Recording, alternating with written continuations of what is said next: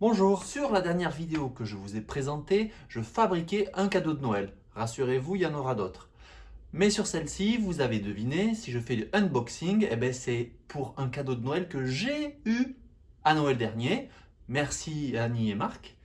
On va pas parler beaucoup plus longtemps, vous connaissez le principe. Je vais déballer devant vous cette magnifique machine. Je vais vous montrer et je vais vous dire ce que j'en sais déjà. On fera quelques essais à la fin.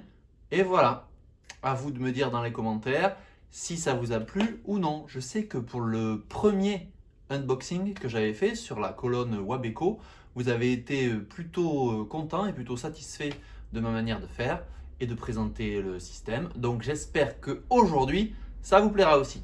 Allez, on s'y jette, je vous montre ça tout de suite, on l'ouvre ensemble. Voilà le carton, je l'ai reçu comme ça, c'est encore fermé, hein. Donc c'est la Metabo KS 216M. 216, on va lever tout de suite pour ceux qui ne savent pas. On va lever tout de suite le mystère, c'est le diamètre du disque ici de sciage. C'est ce que j'appelle moi, et c'est ce que j'ai vu que tout le monde appelait, ici c'est écrit là, une scie à onglet. Moi jusqu'à présent, pour couper des angles à 45, j'avais ce que j'appelle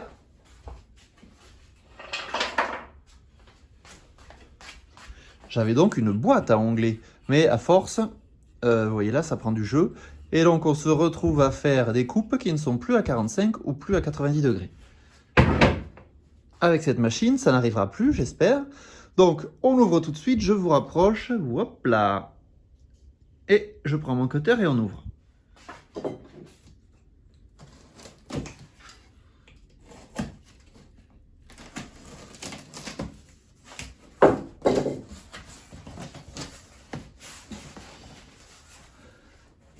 Alors, indispensable, la notice.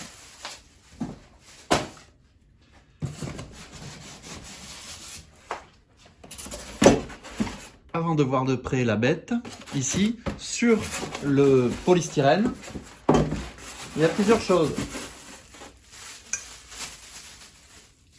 Donc ça, ce sont des cales, enfin, ce sera une pièce pour venir mettre en butée les planches qui seront à découper. Je vous montrerai tout à l'heure.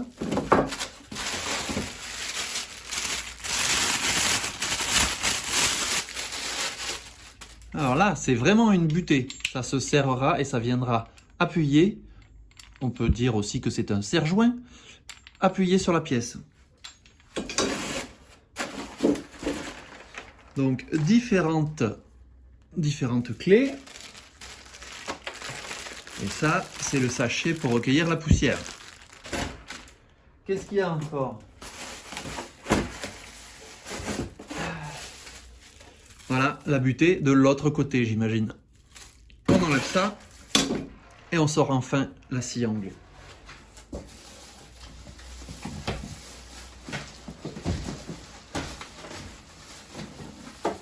C'est pas trop lourd. J'avais vu le poids. Là. 13 kg. Donc 13 kg, ça va, ça se manipule.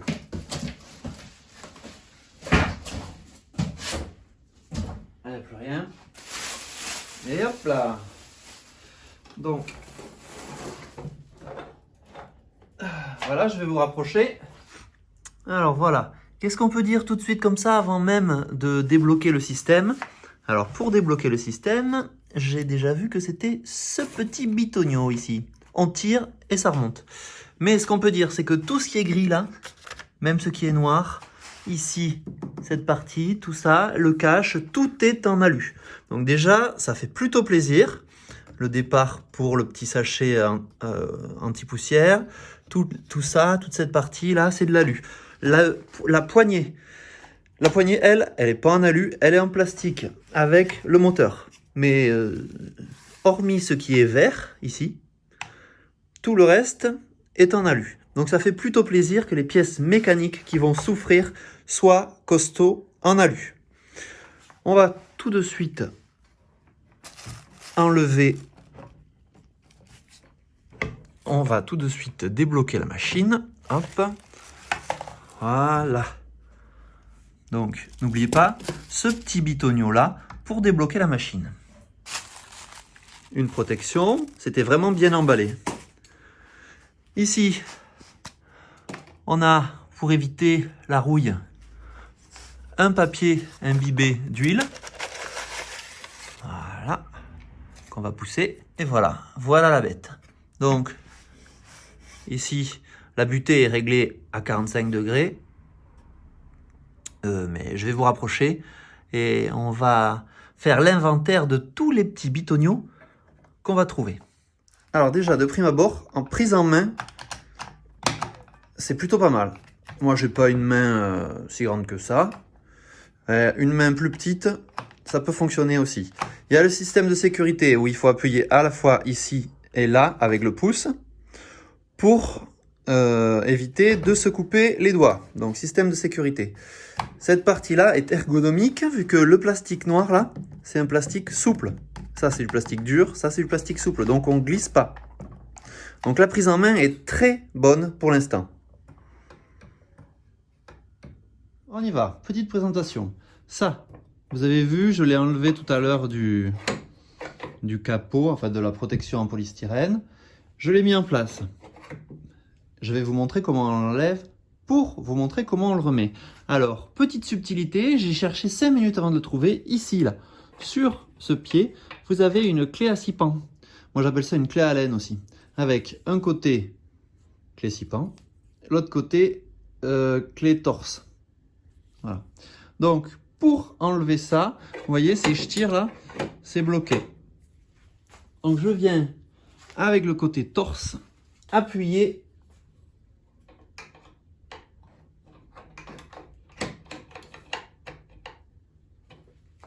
Ah. C'est ça. Pourtant, c'est ça. Voilà. Donc, je viens avec le côté torse, appuyer derrière pour déclipser ce petit bitonio. Comme ça. Donc, pour le montage, c'est le côté court, la partie courte, à l'arrière, du côté de l'arrière de la machine. De l'autre côté, pareil, le côté court avec le petit clips à l'arrière de la machine. Donc je le remets. On appuie sur le petit clips.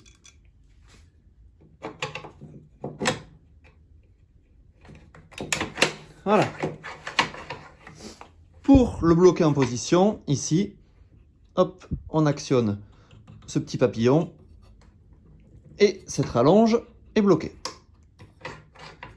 Voilà. Exactement pareil de ce côté.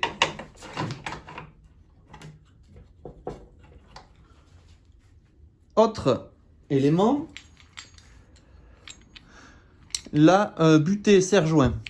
Donc ici vous voyez, il y a un perçage là pour y mettre ce cylindre dedans. Pareil, un autre perçage ici pour mettre le cylindre dedans. Bon là c'est trop. Ils sont malins chez Metabo. Plutôt que de dévisser pendant 150 ans, c'est très bien fait. On appuie là et c'est un mouvement rapide. Fabuleux, n'est-ce pas? Donc là, maintenant, je peux venir glisser cette partie dans le perçage. Hop. J'appuie là. Et je serre. Nickel. Pareil de l'autre côté. Je vous montre ici, voilà, mise en position, j'appuie là devant et je peux venir serrer. Et voilà. Alors on s'est rapproché un petit peu. Ce qui est intéressant maintenant, c'est de pouvoir tourner, faire des coupes d'onglets. Donc les coupes d'onglets, c'est les coupes à 45, à 90, etc. Donc j'attrape cette poignée fermement et je tourne. Il y a des crans qui ont été faits chez Metabo aux angles importants. Donc là, je suis à 22,5. Il y a 30 degrés. Est-ce qu'on voit? Voilà, la petite flèche là. Hop, ça se bloque automatiquement aux angles importants. Donc encore 22,5, 15, 0, ce qui paraît normal. Et 15 de l'autre côté, 22,5, 45 au bout de ce côté. Et il y a aussi le 45 de ce côté, je ne voulais pas montrer, mais voilà. Si je veux couper à 14 degrés, là je suis à 15, je me déplace, je mets le curseur où je veux, bon on va faire plus simple, hein, à 5 degrés. Voilà, avec la petite flèche, là. Et ensuite il faut serrer cette vis pour bloquer en position. D'ailleurs je vous conseille de bloquer ici, vous voyez je ne peux plus bouger, même si vous êtes sur un cran 45, 22,5 ou 15 degrés. Comme ça, il y a plus de sécurité et la machine ne bouge plus. Donc là, je dévisse et je me remets à 0. Hop, et je resserre. Ça, c'était pour les coupes d'onglets. On passe maintenant à l'explication des coupes de biais. Coupe de biais, ça va être quand on incline, quand on met en biais la lame ici. Et ça se passera plutôt derrière là. Donc pour les coupes de biais, je vais bouger là-ci, voilà. Ça se fait grâce à ça, la poignée qu'on vient clipser dessus, ce petit bitonio, je vais vous montrer tout à l'heure à quoi il sert.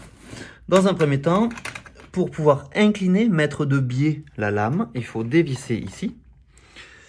Et vous pouvez mettre de biais là de 0 à 45 degrés. Il suffit d'incliner la lame. Alors là, il n'y a pas de cran pour s'arrêter à 45, à 22. Une fois que vous êtes là avec l'aiguille rouge au bon angle, il vous reste plus qu'à revisser derrière. Voilà. Et là, ça ne peut plus bouger. Et il y a une petite subtilité. Je repasse de l'autre côté. Une petite subtilité grâce à ce bitonio là, ce petit bouton. Donc je dévisse, je remets droit et je revisse. Alors là, si vous regardez de près, il y a marqué 0 ici, moins 2 degrés. Et de l'autre côté, il y a marqué 45 plus 2 degrés. Donc en théorie, on va de 0 à 45, mais grâce au petit bitonio rouge de derrière, on peut aller de moins 2 à 47. Pour ce faire, il faut commencer par dévisser là. Et ensuite, il faut venir dévisser ce bitonio et on peut le pousser. Voilà. Quand j'appuie dessus, je peux pencher. Alors, hop, on s'éloigne. Je peux pencher la machine vers moi de 2 degrés de plus. Donc là, j'appuie. Hop, je suis à moins 2. Ou alors à 47 degrés, 2 degrés de plus. Quand je le relâche, je serre, je fais ma coupe et vous allez voir que quand je ramène la lame vers moi, hop, et là je suis bloqué de nouveau à 45 et à 0. Je revisse et j'ai l'amplitude normale 0, 45. Voilà. Voilà pour cette petite option supplémentaire. On passe maintenant côté poignet. Vous voyez, cette machine se veut pour les droitiers et pour les gauchers. Enfin bon, quand on est gaucher, il faut appuyer, on a le bouton pour le bras gauche, pour la main gauche, mais ça coupe. Alors je recule un peu. Voilà. Mais quand on tient la poignée avec la main gauche, on coupe la position de la scie. Donc c'est pas du tout confortable, il faut se pencher, on est encore plus plié, donc c'est quand même s'il y a un bouton pour la main gauche, c'est quand même une machine plus faite pour les droitiers, où le bras droit qui tient la poignée ne vient pas gêner la vue de la lame. Encore un bouton supplémentaire qu'il y a sur la poignée, c'est celui-là. C'est une petite lampe, donc j'ai branché derrière, vous voyez, j'ai branché la machine. Et quand vous appuyez sur ce bouton, voilà, vous avez une lampe qui vient éclairer le plan de travail, si on peut dire, la table de travail. Je rappuie Voilà. Donc c'est bien pratique et ce sera bien pratique pour moi notamment quand on est dans un atelier qui n'est pas très bien éclairé. Et bien de toute manière, même dans un atelier bien éclairé, quand on a la machine au-dessus comme ça, forcément en dessous on voit moins bien. Et grâce à ce petit gadget, ça reste un gadget, c'est une LED, et bien quand même on va pouvoir mieux positionner sa pièce de bois ici. Allez, on va faire un premier essai de coupe. Pour ça, il manque une chose à mettre sur la machine, c'est le sachet pour les poussières. On peut aussi brancher un aspirateur derrière, hein, bien sûr. Voilà. Je suis venu serrer ma pièce avec ici cette presse, ce serre-joint, appelez ça comme vous voulez. Hop, j'ai fait attention de la plaquer bien à l'arrière de la table et sur la table. Là, ça ne bouge plus. Eh bien, c'est parti. Donc, à l'allumage, ça fait du bruit. On sent bien la puissance de la bête. Et ça coupe, j'en suis sûr, parfaitement.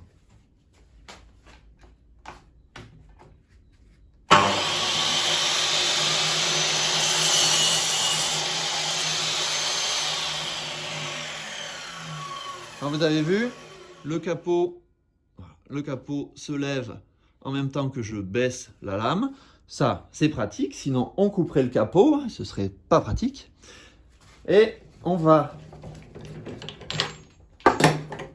contrôler ici la perpendicularité.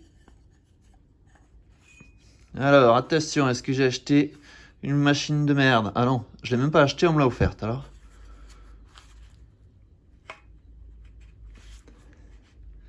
Alors, on recommence. C'est parfait. J'imagine que c'est dans tous les sens parfait. C'est parfait. Bon, très bien. Vous avez pu voir pendant la coupe qu'il n'y avait aucune poussière qui partait dans tous les sens. Donc, l'aspiration avec ce petit capot là doit bien fonctionner pour ramasser les poussières. On va faire une coupe rapidement à onglet. Une coupe d'onglet à 90. Donc, je desserre ici.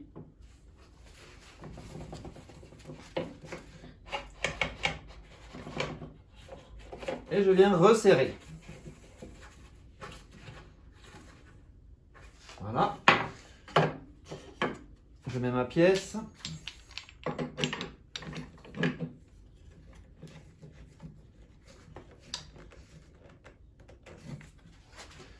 Et c'est parti.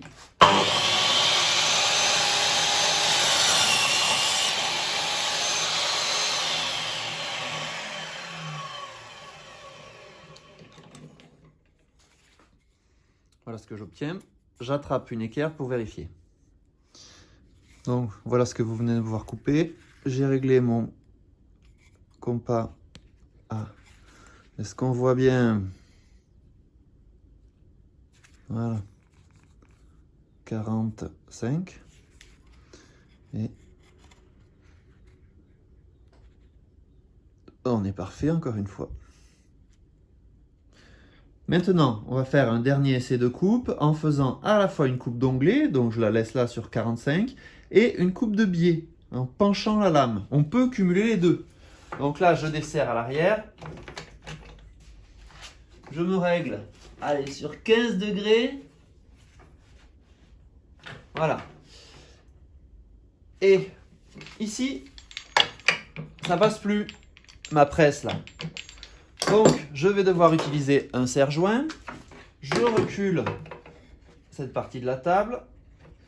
Là, je viens le bloquer. Et je viens serrer ma pièce.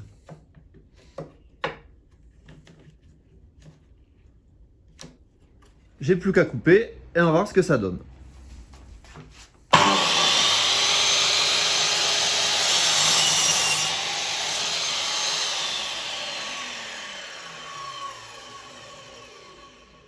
Tout s'est très bien coupé. Donc là, je cumule à la fois les 45 degrés et les 15 degrés, ou plutôt 15 degrés comme ça. On voit la différence avec la coupe précédente. Donc ça marche très bien.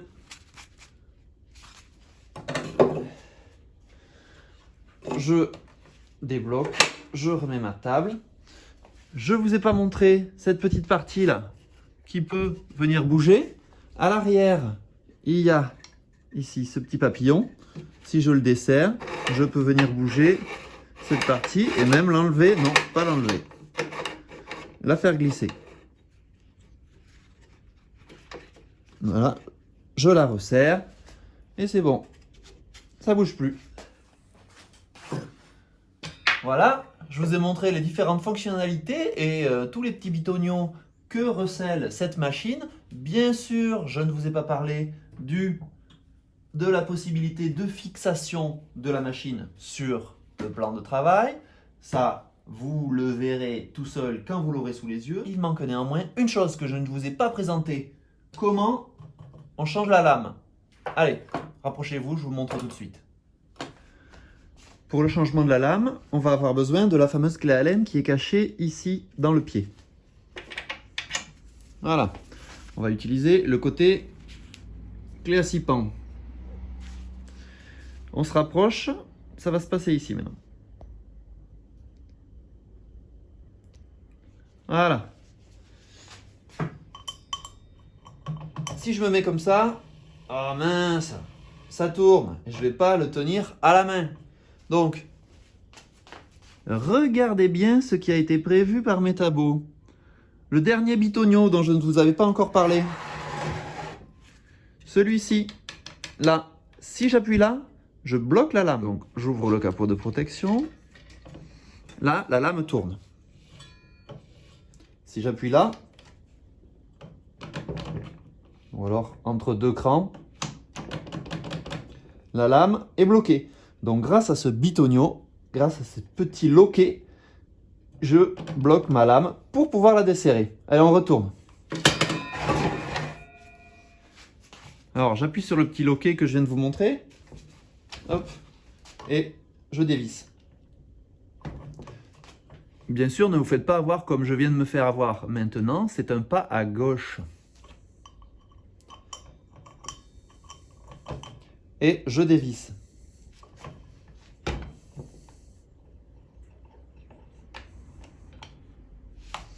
Une fois que j'ai dévissé, j'enlève la vis. Je fais attention à la rondelle. J'enlève ici le petit... Hop là. J'enlève donc ce petit cache de protection. Je soulève ça. Et je peux enlever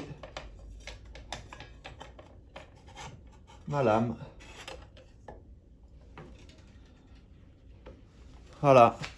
Et on voit bien que le 216 de la machine, c'est pour le diamètre 216 de la lame. Voilà. Ne vous trompez pas en la remontant, parce que si vous la remettez comme ça, bon déjà, il n'y a aucune inscription, ça aide, hein, mais elle ne va pas trop couper. Donc on la remonte comme ceci. Faites attention parce que cette partie-là, elle peut s'enlever. Donc on la laisse bien en place. On remet le disque. Voilà. Il vient s'indexer sur cette pièce. On remet le disque central. Là. Et la vis.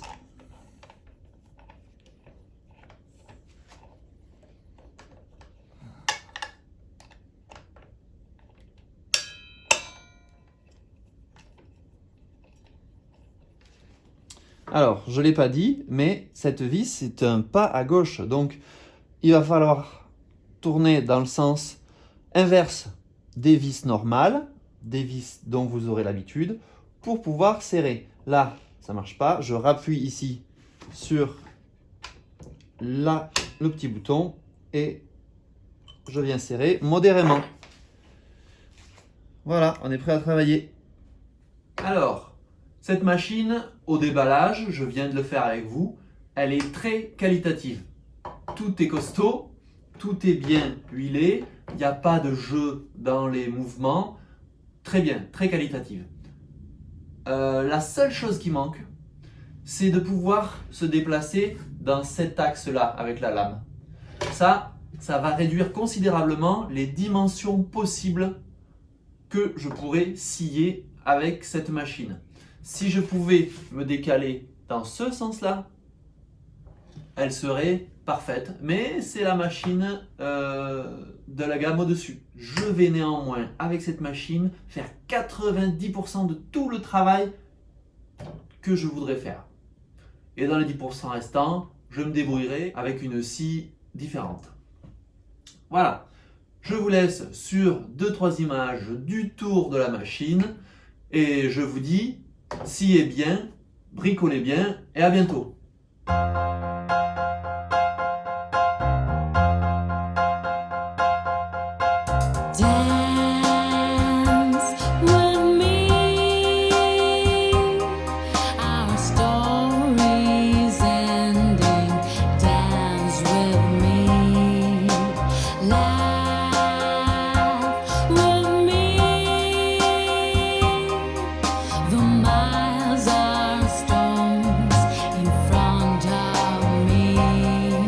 Remember